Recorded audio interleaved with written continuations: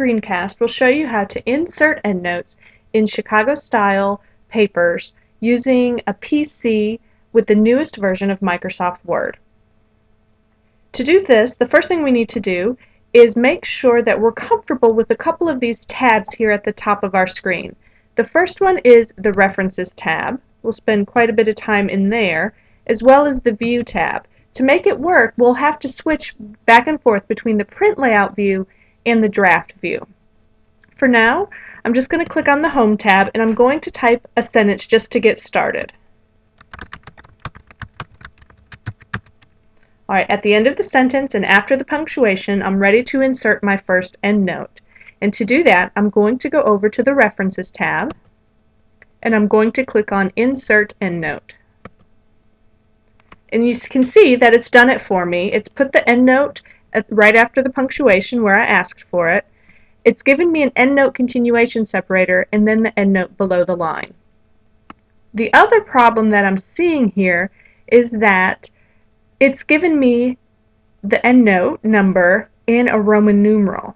So to change that, I need to go to the References tab where it says Footnotes here, and in the bottom right corner, if I click right there, I can tell it that what I really want are Arabic numbers. Insert, and then I'm okay.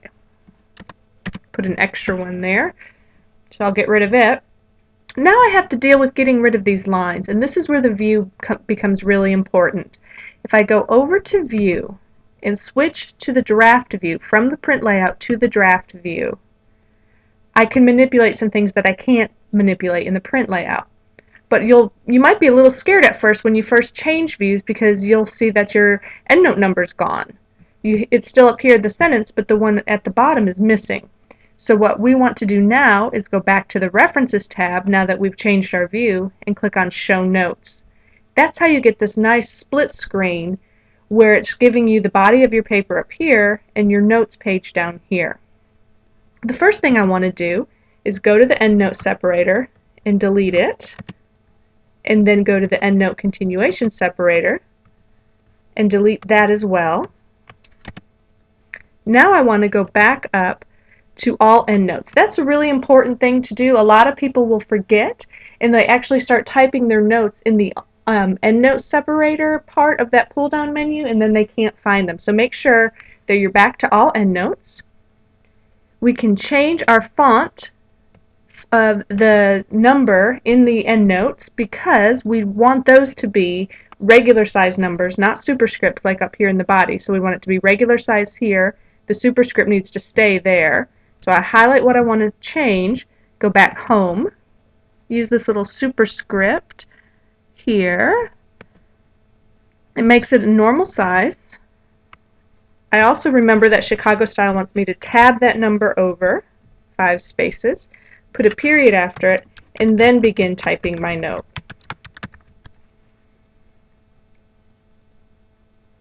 Now, if I go back to View and go to Print Layout, I have the body of my paper and my note, but they're on the same page right now, and I need to get those on separate pages. So I'm going to go right after the body of my paper and do Insert, Page Break, and now there is the body of my paper, and here are my notes. I can just center the word Notes on the top of this page.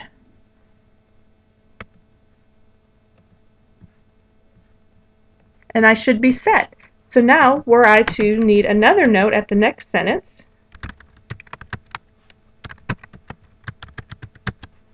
I can just go back to References, do Insert Endnote, and it's put that note in there for me. It's numbered it and gotten it in there so it's keeping up with them in the auto format, but I still have to make the changes to the way that it looks. I want to double space between my notes, tab over, make sure that it's not a superscript, put a period after it, and then begin typing the note. If you have any questions about this, just come by Ms. Akers' office and I will be glad to help you out.